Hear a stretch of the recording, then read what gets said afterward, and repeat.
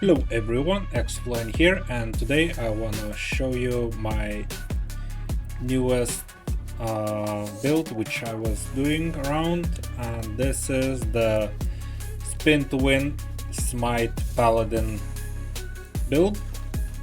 So before we jump into all the details how this build works and what goes where, I want to tell you that at the end of this video you can see the full map showcase, and you'll see how it feels, how it works. And for now, I just recently started endgame. As you can see, all my resistances is not maxed out, far from it, is not optimized like at all. Mostly of my items which I had in my vault, so this is nothing perfected or anything like this. Hopefully we can do that in the next video, but for now you can see how it is and how does it work. So for now, maybe let's just go through the passives real quick. So at the Sentinel skill tree, we're grabbing all the nodes: resistances, strength, vitality, a couple of nodes here, 5 points here, damage taken from nearby enemies minus 10%, which is really great. Then we take Gladiator, so we can equip swords in offhand. The downside of this is damage taken while dual wielding plus 9%, and the chance to cast axe on throw hit, but we just need 1 point, so we can move on here and we take all the 10 points right here. Then we go to Void Knight, so we take 5 points here for a little bit of health and void and physical resistances, because that's really good to have those, and 5 point bonus, void and physical damage taken minus 5%, that is really great. And then in Paladin Mastery, I chose to take like those notes, so fire damage and penetrations, 8 points, attunement, elemental resistances, that's good to have. Then endurance, increased healing effectiveness, health, that's all we need. Blinding, probably I'll invest much more points later just to have enemies blinded, because once again, when you blind enemies they cannot crit, so that's free crit avoidance stuff. So I will invest later into these, but for now it's not really dangerous or anything since we're at low corruption, so that's why it's right here. Then we take some resistances, health, increased healing effectiveness, that's good to have. Then we take one note here, we take these ones, crit multiplier, increased crit chance. Then we take some of the points here, which gives us some health and endurance threshold. Then I'm putting the points here because it gives healing effectiveness, increased damage, increased health, that's no brainer, right? And we took 5 points here because of increased holy aura and symbols of hope effect. So basically that's all the skill tree which I have right now. It will be optimized, I guess, at the next video, but for now this is what I take and how I play with this. So before I ended up here, I actually started my Warpath from zero, from whenever you get this skill from early acts, right? And it was quite okay, I would say. It was quite smooth sailing. So I started with this one and ended up here with the same exact skill, Warpath, right? So after we covered the passives, we can go to the skills and see how it goes. So one skill is not selected because I'm not sure what I want to use yet, so for now it's empty. We'll fix that in the next video, I hope. So for now it is as it is. Now symbols of hope, typical Paladin mastery stuff. You take damage granted per active symbol, we take a little bit crit chance, we take fire damage per symbol. We go to the left side to have maximum symbols plus 1. We go here to have plus 1 symbol as well. And basically that's it. I'm not activating those symbols myself, so They just all the time around me. Then we go to Holy Aura. So it's the same, basically same generic Paladin skill tree mastery as well. So we take 2 points here just to have poison resistance and cleans elements. If you use Holy Aura yourself, I'm not casting it myself yet, so I'm cool with that. Then we take 2 points here just to move on to cast speed. Then we take increased crit chance and critical multiplier. Then we move up here and it gives us more elemental resistances and endurance. So this is basically really generic layout, right? And now we go to our smite. No, I missed the Warpath, sorry. So the Warpath basically is the skill when you press one button and you spin all around, right? So this is what the skill does, and we taking all the nodes here, 2 points here, 2 points here, and 3 points here. So for some physical penetrations and fire penetration, right? Then I took some nodes here, so we basically channel cost and channel cost minus elemental resistances, but even with casting I still count my resistances, so I am fine. And because of I took those nodes, as you can see, my mana stays in place. I can just spin all the time non-stop, so that's why I took those. Then we took 3 points here to move speed plus 30%, so we can move as fast as possible while spinning.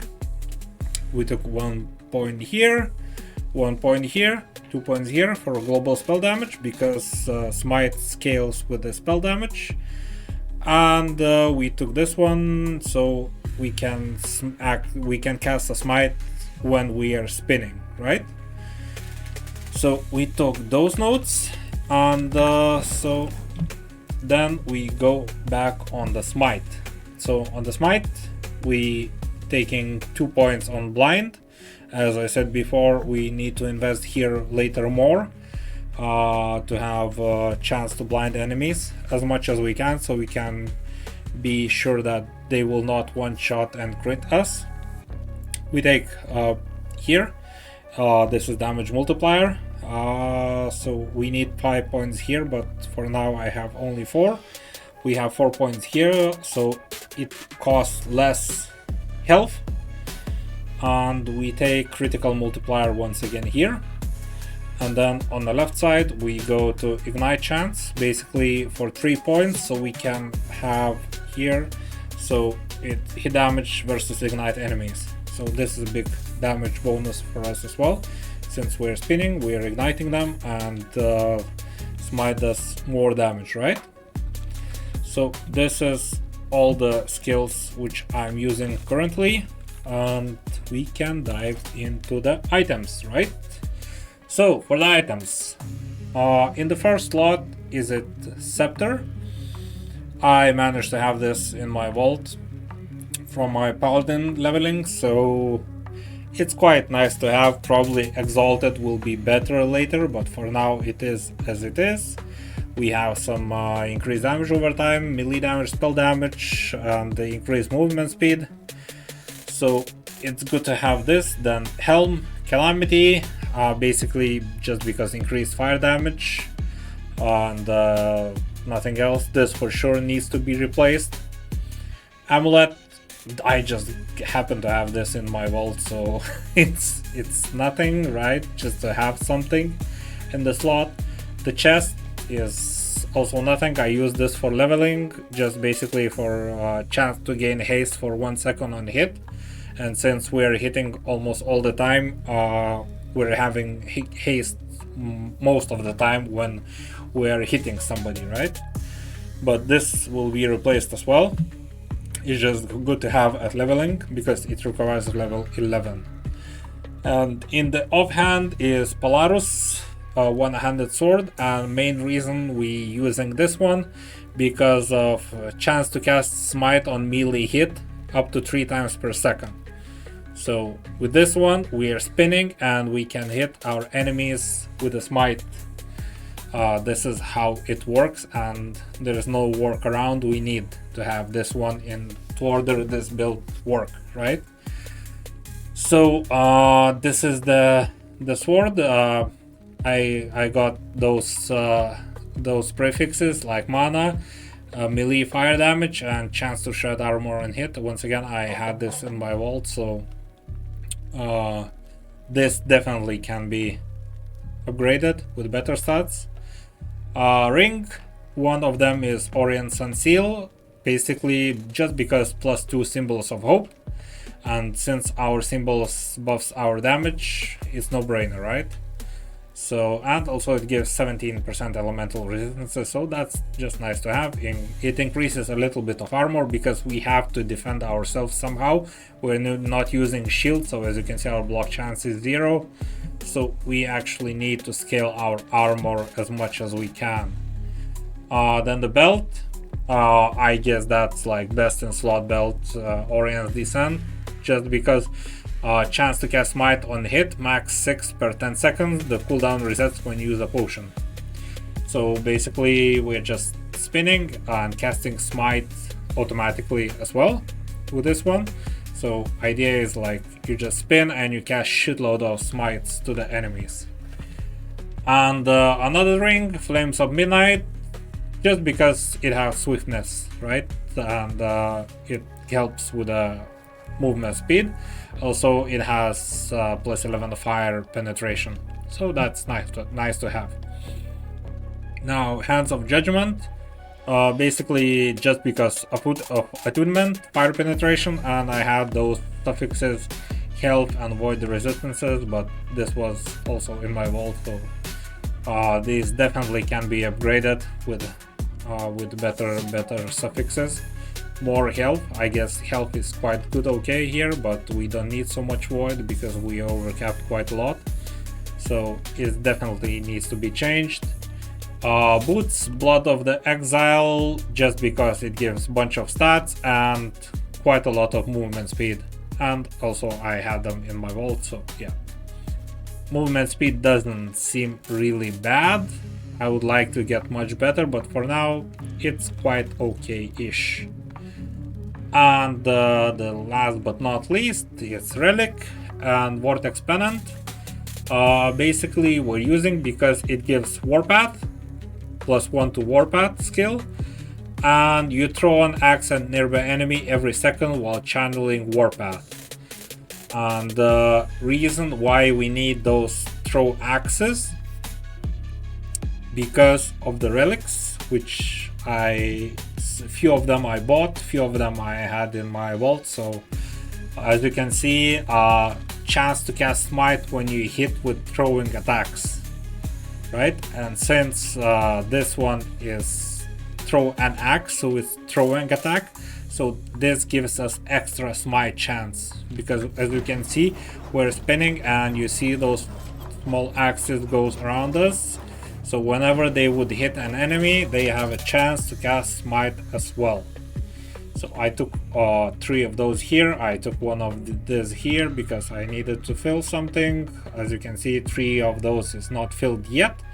And I have Throne of Ambition, basically just because it gives more damage against rare enemies or bosses, right? Because of stack of ambitions. So this is all the good stuff which I have, right? I didn't took any blessings yet or anything. As you can see, well, I took critical strike multiplier because I just got it in the first place, and some armor, but all of them is not selected yet, so because I just basically entered the end game, and I'm currently at 100 corruption, I think so, and yeah, at 100 corruption. So this is nothing really fancy or nothing super something, but I just wanted you guys to see how it works, how it feels and everything. Overall, I kinda like it. I kinda see big potential against the bosses and rare enemies whenever you can cast a smite at single enemy shitload of times. So I'll be working on this right now to push the corruption and to see how it performs later. And for now it is as it is. So this is my update on this, and as I said, I'll try to make next video how it feels, how it goes, and basically that's it. So as I said before, now I'll leave you guys to see the full map showcase at 100 corruption. It's not high or anything, I just want to show you, you know, if anybody plans to play something like this, you can see how it does. And that's it, so stay chill, hit hard, and see you in the next one.